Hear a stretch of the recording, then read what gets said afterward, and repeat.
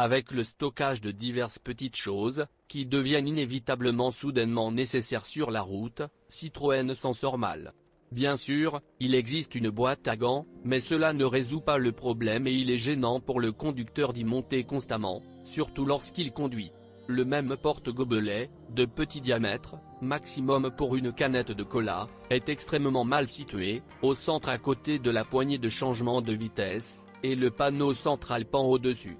Si vous essayez d'insérer quelque chose de plus grand dans cet espace, vous ressentez immédiatement des désagréments lors de l'engagement de la troisième vitesse.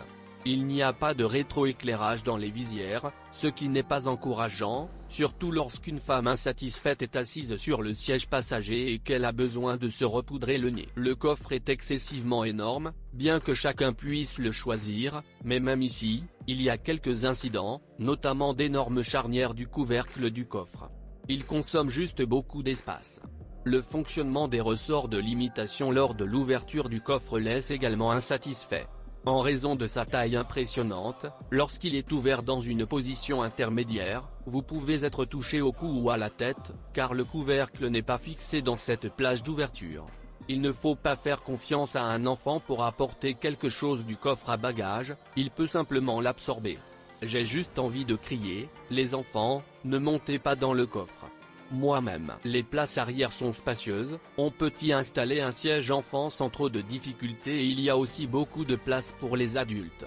Mais là encore, nous rencontrons un inconvénient pour le stockage de petits objets. Pas de poche ni d'abat-jour. Vous n'êtes pas obligé de mentionner le caractère familial de cette voiture en tant que classe. Il ne s'agit pas seulement d'une voiture d'occasion non familiale, mais d'une sorte de taxi économique. Je suis monté, j'ai roulé, je suis sorti et j'ai oublié. Quelle a été la décision de placer les boutons de la lunette arrière pour la version supérieure quelque part en dessous de la console centrale? Probablement inspiré par la décision d'indiquer le changement de fréquence sur la radio avec une grande roue au centre, l'ingénieur a décidé de placer ces boutons plus près du conducteur, économisant ainsi l'installation de la centrale de commande des vitres électriques sur la porte conducteur. Mais les passagers arrière ont également un avantage sur ceux de l'avant, les poignées sont installées sur le côté au-dessus de la tête. Si le passager avant, se luxant le bras, s'accroche à la poignée de porte latérale tout en se déplaçant, alors la galerie est contente à cet égard. Peu importe qu'au lieu de deux appuis-tête, il y ait deux excroissances, pas dans des conditions exiguës, mais en attaque. Et avec toute cette abondance de désagréments, l'isolation phonique, pratiquement absente, nous rappelle bruyamment elle-même.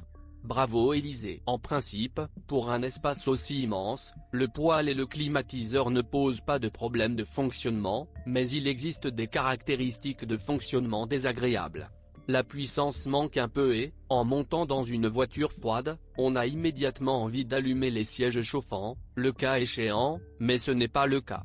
Le chauffage ne s'allume pas immédiatement, mais après un certain temps après le démarrage du moteur. Le volant central est suggestif et constamment confondu avec un contrôle de volume, bien que sa fonction soit destinée à modifier la fréquence. On ne sait pas exactement par quoi l'ingénieur s'est guidé lorsqu'il a proposé une telle solution, il pourrait s'agir de vieilles radios à tube ou de drogue sérieuse, mais il est définitivement impossible de s'y habituer. La version de 115 chevaux a la même dynamique qu'une berline massive et la maintenabilité est normale. Un bloc en fonte parle d'une ressource de 500 000 km sans réparation majeure, bien sûr, sans surchauffe du moteur. Mais 72 chemins le moteur de 1,2 litre n'est franchement pas suffisant. Il faut faire tourner le moteur à des régimes plus élevés, ce qui affecte la ressource.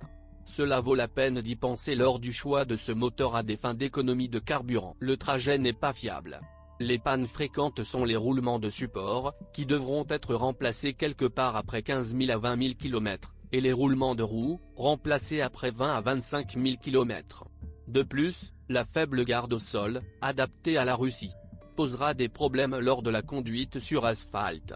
Les plaintes constantes des propriétaires concernant les cognements dans la suspension sont expliquées par les mécaniciens comme un problème avec la voiture ou sa particularité. Comme vous le savez, la marque a deux chevrons comme signe, une telle approche dualiste. Celui du haut représente des solutions modernes et avant-gardistes dans l'industrie automobile, tandis que celui du bas représente le faible coût et l'accessibilité au grand public. Pour résumer, la Citroën C Élysée peut être placée quelque part au milieu entre les chevrons, c'est-à-dire dans le vide.